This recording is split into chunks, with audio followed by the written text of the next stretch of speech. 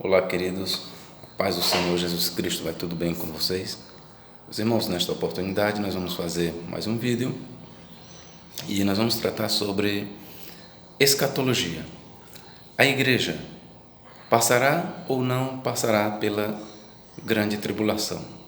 Mais do que isso, eu quero mostrar para os irmãos qual era o pensamento dos pais da igreja. Qual era o pensamento dos pais da igreja? O que os pais da igreja pensavam? Os pais da igreja, eles ensinaram que a igreja, ela não passará pela grande tribulação. O que realmente os pais da igreja ensinaram?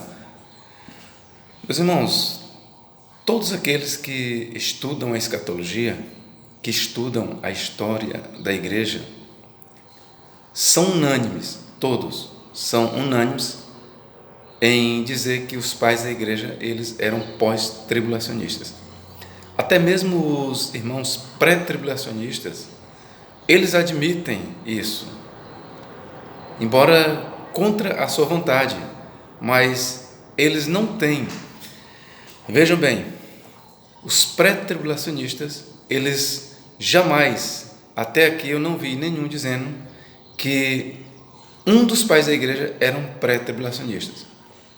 Eles dão qualquer outro desdobro, eles vão dizer que a revelação não estava completa, ou que a escatologia não era um assunto de interesse dos pais da igreja, e por isso eles não trataram de forma minuciosa.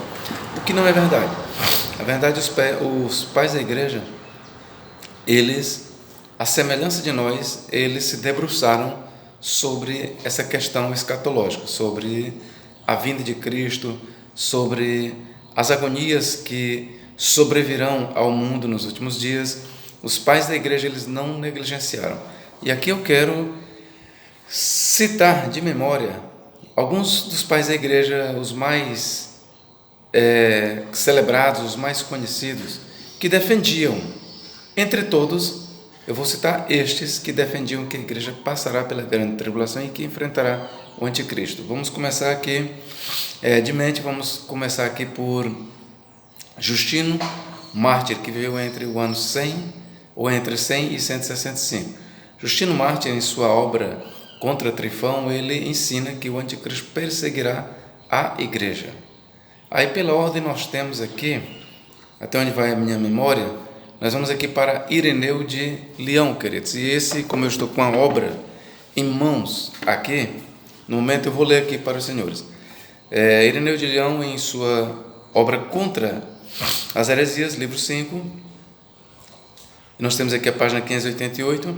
Eu quero ler um texto ou um trecho aqui da sua obra, que ele diz: uma revelação mais clara ainda acerca dos últimos tempos e dos 10 reis, entre os quais será dividido o império que agora domina, e ele se referiu ao Império Romano, feita por João, o discípulo do Senhor, no Apocalipse, explicando o que eram os 10 chifres, visto por Daniel, refere o que lhe foi dito: os 10 chifres que tu viste são 10 reis que ainda não receberam o reino, mas receberão o poder como reis, por uma hora, com a besta. Eles não têm senão um pensamento, o de homenagear a besta com a sua força e o seu poder. Eles combaterão contra o Cordeiro, mas o Cordeiro os vencerá, porque é o Senhor dos senhores e o Rei dos reis. Está claro, portanto, que aquele que deve vir matará 3 destes 10 reis, que os outros se lhe submeterão, e que ele será o 8º entre eles. Eles destruirão Babilônia. Babilônia aqui, irmãos, para explicar para vocês, Babilônia aqui é um termo usado para Roma, ok?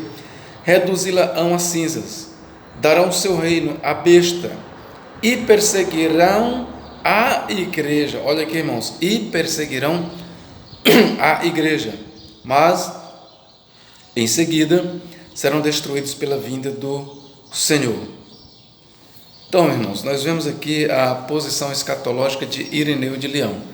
Ireneu de Leão, ele ensinou claramente que o anticristo, ele assolará Roma, que é que ele chama de Babilônia.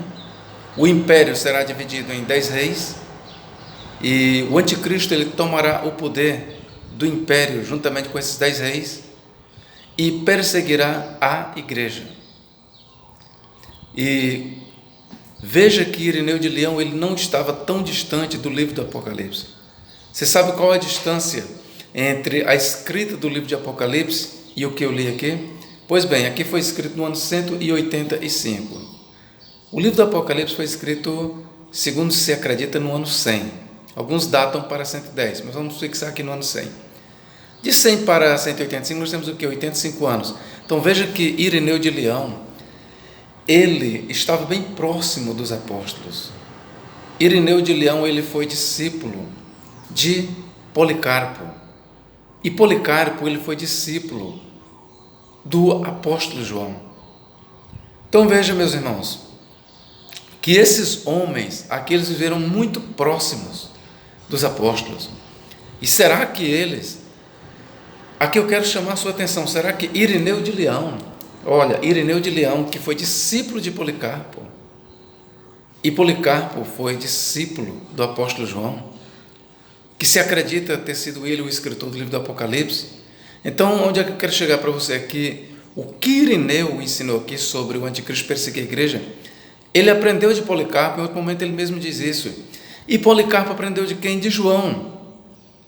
Será que esses homens que estavam tão perto, tão próximos dos apóstolos, eles não entenderam, eles se desviaram do caminho? Não, eles não se desviaram. Eu quero aqui dizer isso para você, ok?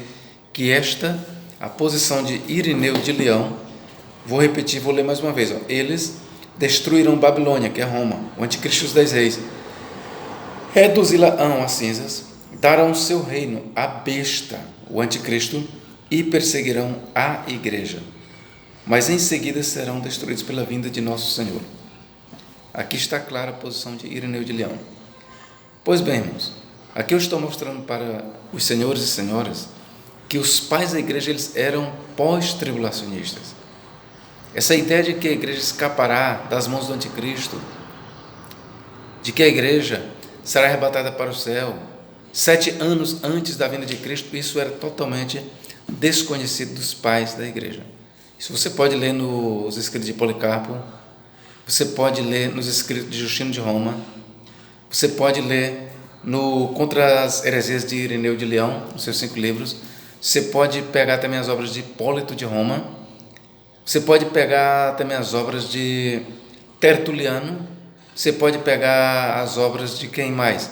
De Orígenes, pode pegar as obras, eu vou citando aqui o nome, de Clemente de Alexandria, Cirilo de Alexandria, você pode pegar as obras de São Cipriano. Irmãos, vocês podem pegar todas as obras dos pais da igreja. Você não vai encontrar uma citação sequer de que a igreja escapará da grande tribulação. Ao contrário, você vai encontrar que a igreja passará pela grande tribulação e enfrentará o anticristo. É isso que você vai encontrar nestas célebres obras. Se você vê também, por exemplo, se lê Santo Agostinho de Hipona, Santo Agostinho também, ele ensinava a mesma coisa. Ok, queridos? Todos os pais da igreja eram unânimes em dizer que a igreja enfrentará o anticristo, será perseguida. E só depois é que se dará a vinda gloriosa do Senhor Jesus Cristo para reuni-los dos 4 cantos da terra, para reinarem aqui por 1000 anos.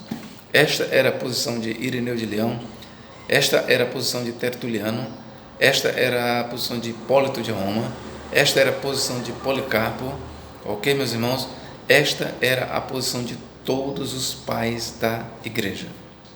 Todos eles, todos, e os próprios admitem isso. Todos eles eram pós-tribulacionistas. Todos. Mesmo aqueles que não eram milenistas, no sentido literal, como Santo Agostinho, mas, todavia, Santo Agostinho, ele acreditava que a igreja passaria pela grande tribulação. E aqui nós vamos abordar agora o segundo ponto. Estamos na história, certo? Professor, então, quando foi que surgiu essa ideia de que a igreja não passará pela grande tribulação. Meus irmãos, de acordo com os estudiosos, com as nossas pesquisas, nós não encontramos esse ensino claramente, nós não encontramos esse ensino de que a igreja escapará da grande tribulação e do anticristo, senão nos escritos de John Nelson Darby, por volta do ano de 1830. O teólogo John Nelson Darby foi o primeiro, até onde se sabe, a ensinar. Grave bem, em 1830 nasce a ideia de que a igreja não passará pela grande tribulação. Depois de John Nelson Darby, nós temos os irmãos de Plymouth, nos Estados Unidos da Europa, que propagaram grandemente pelos Estados Unidos essa ideia de que a igreja não passará pela grande tribulação. Depois dos irmãos de Plymouth, nós vemos a Bíblia de Estudos Scofield. Eu tenho esta Bíblia. E a Bíblia de Estudos Scofield, se não me falha a memória, ela foi lançada em 1909 ou 1907. E interessante é que foi mais ou menos nesse tempo, 1907, 1909, que a Igreja Assembleia de Deus nasceu nos Estados Unidos. E aqui no Brasil, ela veio com essa nomenclatura, Assembleia de Deus, se não me falha a memória, em 1911. Ok? Então veja que a Bíblia Scofield, ela foi a primeira Bíblia de cunho dispensacionalista a ensinar que a igreja não passará pela grande tribulação. A Bíblia Scofield, ela foi lançada em 1909 e foi a primeira Bíblia também, até onde vai o nosso conhecimento, a ser traduzida para o Brasil. Foi a Bíblia de Estudo Scofield. Então, a grande responsável pela propagação do dispensacionalismo, melhor dizer, do pré-tribulacionismo, foi a Bíblia de Estudo Scofield. Quando a Bíblia de Estudo Scofield foi lançada aqui no Brasil, eram poucas as pessoas que sabiam ler. Eram poucas as pessoas que sabiam ler. E não tinha ainda Bíblias de estudo para orientar os irmãos. Então, foi publicada esta Bíblia com suas notas de rodapé aqui no Brasil. Ora, como os irmãos não sabiam ler, a maioria eram apenas guiados pelos pastores, e aí ainda vem a Bíblia de Scofield para guiá-los, eles tinham, irmãos, naquelas notas de rodapé da Bíblia de Scofield, na mente deles, aquela interpretação estava correta. Na mente dos dispensacionalistas, daqueles que acreditavam que a igreja não passará pela grande tribulação, a Bíblia de Estudo Scofield foi a grande responsável por guiar muitos irmãos a este caminho de que a igreja não passará pela grande tribulação. E quem ia contestar as notas de rodapé da Bíblia Scofield, visto que muitos não sabiam nem sequer ler? Então, estou dando aqui, irmãos, o pano de fundo histórico do dispensacionalismo. Como é que o dispensacionalismo se propagou tão rapidamente nos Estados Unidos e aqui no Brasil e em outros países? Começou pelos Estados Unidos, depois vem para outros países e chega aqui ao Brasil. A terceira razão por que o dispensacionalismo é o mais propagado aqui no Brasil é devido às igrejas pentecostais e neopentecostais. Todas as igrejas pentecostais e neopentecostais, elas aderiram ao sistema dispensacionalista da Bíblia de Estudo Scofield, de que a igreja não passará pela grande tribulação. Então, a maioria dos brasileiros, e aqui eu me volto apenas para o Brasil, eles acreditam que a igreja não passará pela grande tribulação. Mas não é porque a Bíblia Sagrada ensine isso. Como professor, o senhor está dizendo que a Bíblia não ensina exatamente. A Bíblia jamais, querido, jamais a Bíblia Sagrada ensina que a igreja escapará da grande tribulação. Jamais, meu irmão. E os textos que são citados, professor, pelos na verdade, eles estão distorcendo a mensagem. Eu não vou aqui tratar minuciosamente deste assunto com textos, porque eu já fiz isso em outros vídeos, e eu aqui estou agora no meu trabalho, aproveitei para fazer este vídeo. Veja que eu estou sem Bíblia aqui, tá bom? Eu estou sem Bíblia, mas poderei citar É um versículo que ele é muito citado pelos pré. Apocalipse 3:10 que diz: como guardaste a palavra da minha perseverança, também eu te guardarei da hora da tentação que há de vir sobre todos os que habitam sobre a terra. Bom, de acordo com os irmãos pré, o que se ensina nessa passagem é que a igreja não passará pela grande tribulação. De onde é que eles tiram isso? Desta palavra, também eu te guardarei da hora da provação. Ora, essa expressão da hora da provação, no grego é ektes horas, perasmu, da hora da provação, ektes horas perasmu, da hora da provação. Para os pré, esta hora da provação ou hora da tentação diz respeito a um período de 7 anos de tribulação que vai haver aqui na terra. Então, por hora da aprovação, eles entendem um período de 7 anos. Período este que a igreja não passará por ela. Por quê? Porque será arrebatada para o céu. Os irmãos, mas a verdade é que, por engenhosa que seja esta explicação, ela não condiz com o pensamento de João. É uma explicação engenhosa? É, mas ela não condiz com o pensamento de João. Ora, a expressão hora da tentação ou hora da provação, essa expressão ela nos remete ao que a teologia judaica ou a escatologia judaica chama de dores de parto do Mashiach. Grave bem isso na sua mente. Essa expressão, hora da tentação ou hora da provação, ela, na tradição judaica ou na escatologia judaica, ela é chamada de dores de parto do Mashiach. Quando nós lemos em alguns tratados do Talmud, como Sanhedrin, tratado de Shabá e outros, que eles vão falar sobre as dores de parto do Mashiach, vamos entender o que são as dores de parto do Mashiach. De acordo com a tradição judaica, as dores de parto do Mashiach é um período caracterizado por grandes calamidades, por grandes desgraças que cairão sobre o mundo. Mas é interessante que as dores de parto do Mashiach, que trarão grandes desgraças sobre este mundo, esses tratados, eles deixam bem claro que apenas os injustos sofrerão as dores de parto do Mashiach. Apenas os ímpios passarão pelas dores de parto do Mashiach. Em outras palavras, apenas os ímpios experimentarão da hora da provação. E aí você pode dizer agora para mim, professor, mas é isso que os pré-ensinam, que a hora da tentação é apenas para os ímpios, a igreja não estará aqui, porque ela será arrebatada para o céu. Irmãos, mas não é isso que João tem em mente. Ele ensina sim, João ensina que a igreja não experimentará da hora da provação. Ela será livre, ela será guardada da hora, ektes horas, da hora da provação. Mas de que forma ela será guardada? Vamos voltar aqui para a tradição judaica. De que forma os santos do judaísmo serão guardados no período das dores do Mashiach?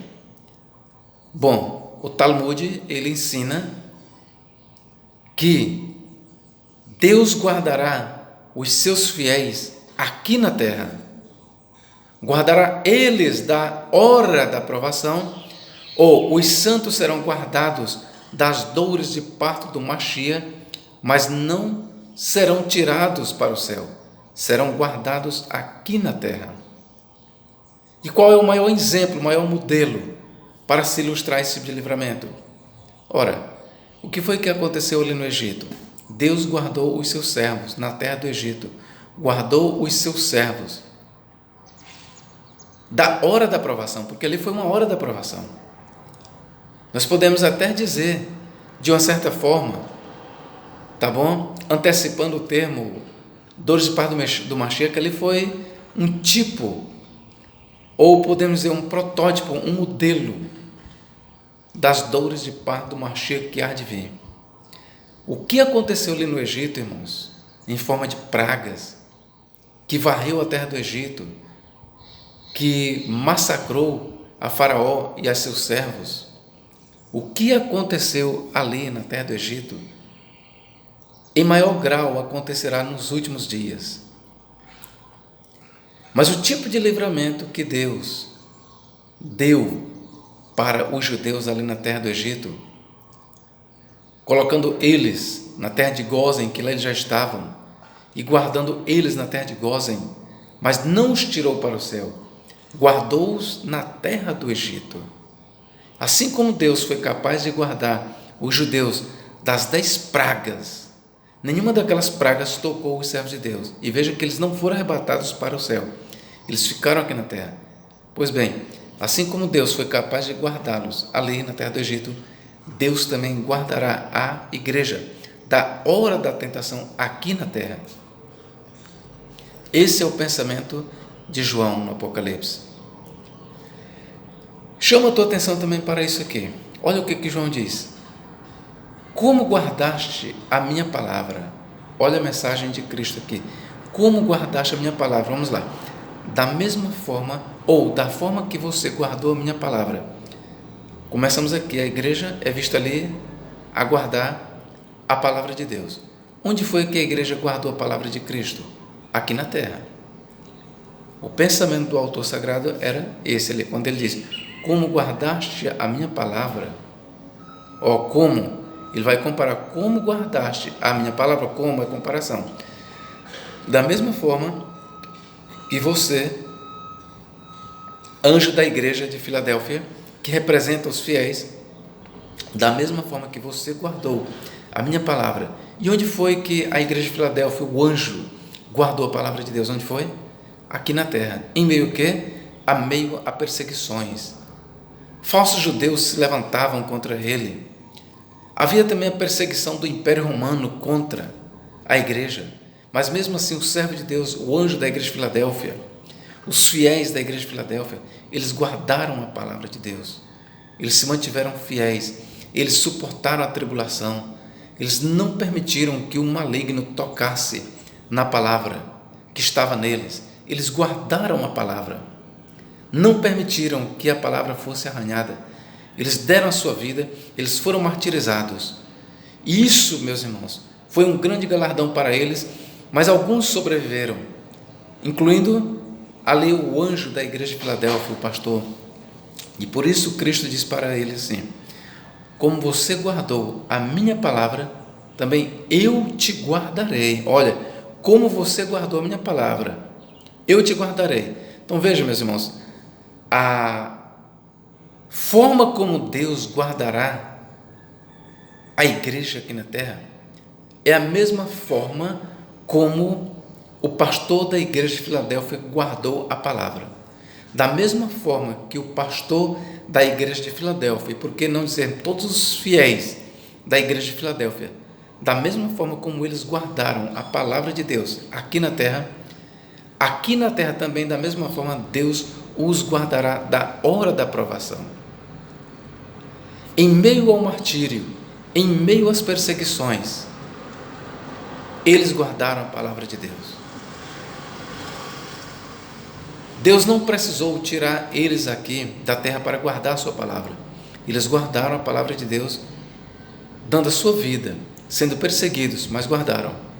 Da mesma forma, Deus promete, também eu te guardarei. Promessa para a igreja de Filadélfia e para todos os fiéis que existirem no futuro, no período da grande tribulação. Também eu te guardarei. Da hora, horas, da aprovação, peirasmu, da aprovação. Também eu te guardarei da hora da aprovação. Eu creio que você está me entendendo. Não há diferença nenhuma no tipo de guardar a palavra para Deus guardar a sua igreja. Onde foi que os fiéis da igreja de Filadélfia guardaram a palavra? Aqui na terra. Pois, assim como a palavra foi guardada aqui na terra, a igreja também será guardada das pragas, dos juízos da ira de Deus aqui na terra. A hora da provação, meus irmãos, em Apocalipse 3:10, não diz respeito a um período de 7 anos. Isso é invenção, é manobra do dispensacionalismo. A expressão hora da provação ou hora da tentação, repito, não diz respeito a um período de 7 anos. A Bíblia não diz isso. A hora da provação diz respeito, sim, a um tempo em que Deus provará a humanidade, sujeitará a humanidade a severos testes. E esses testes, ou essa provação, na escatologia judaica, como eu já falei, é chamada de dores de parto do Mashiach. E as dores de parto do Mashiach, elas são caracterizadas pelo quê? Como? Como é que se conhece as dores de parto do Mashiach? Guerras, rumores de guerras, terremotos, sinais no céu, na lua, nas estrelas, está entendendo? Rios se transformarão em sangue, grandes catástrofes haverá, pragas cairão do céu sobre a terra, assim como Deus derramou pragas ali sobre o Egito, também virão pragas nos últimos dias sobre a humanidade. Mas veja, meus irmãos, a hora da aprovação ela é caracterizada por juízos, pelo juízo dos selos, pelo juízo das 7 trombetas, pelo juízo das 7 taças. Demônios assolarão a terra no período da grande tribulação. O Hades será aberto e demônios sairão do Hades. Está lá no Apocalipse capítulo 9. E assolarão os habitantes da terra. Mas veja, meus irmãos, entenda, todas as pragas descritas no livro do Apocalipse, elas caracterizam o que nós chamamos de hora da aprovação ou dores de parto do Mashiach.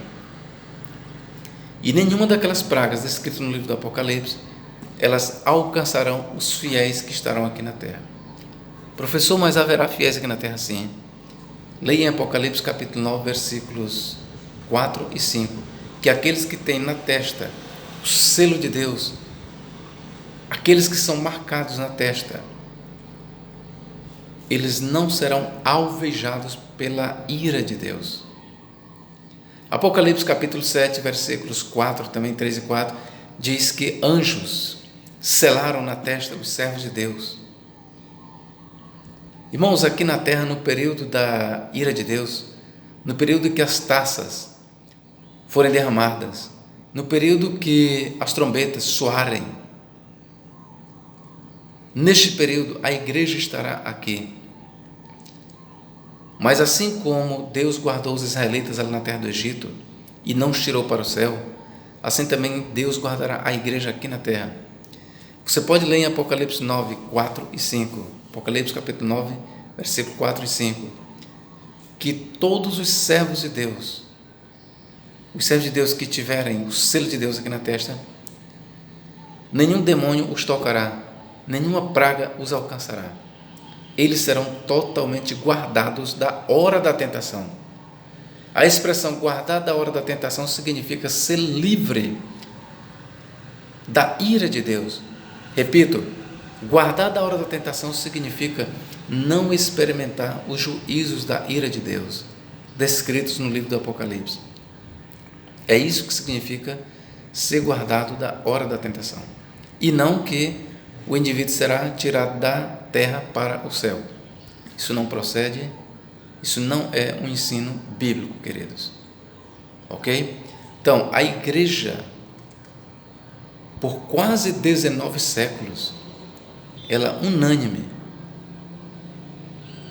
todas as igrejas, quer seja a igreja católica apostólica romana, ok? Quer seja a igreja protestante, quer seja a igreja oriental, os ortodoxos, toda a igreja, em unanimidade, sempre ensinou que a igreja enfrentará o anticristo e passará pela grande tribulação. Foi somente no século XIX, meados, como eu já falei, precisamente em 1830, que nasce essa ideia de que a igreja não será arrebatada, ou melhor, que ela será arrebatada antes da grande tribulação. Mas essa ideia não é bíblica, irmãos. Eu tenho muito respeito pelos irmãos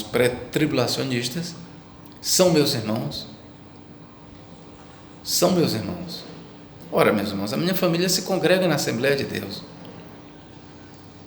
Tá certo? Eu tenho amigos da Assembleia de Deus. Então eu respeito-os. São salvos? São. Mas essa ideia de que a igreja não passará pela grande tribulação, ela é uma ideia enganosa. A Bíblia não ensina isso, ok, queridos? Se você gostou desse vídeo, compartilhe ele, tá bom? E se você ainda não é inscrito, faça a sua inscrição. Isso eu peço em nome de Jesus. Faça a sua inscrição, me ajude, tá bom? Divulgar a palavra de Deus nesta caminhada. Que Deus em Cristo nos abençoe e nos guarde para tudo sempre. Amém.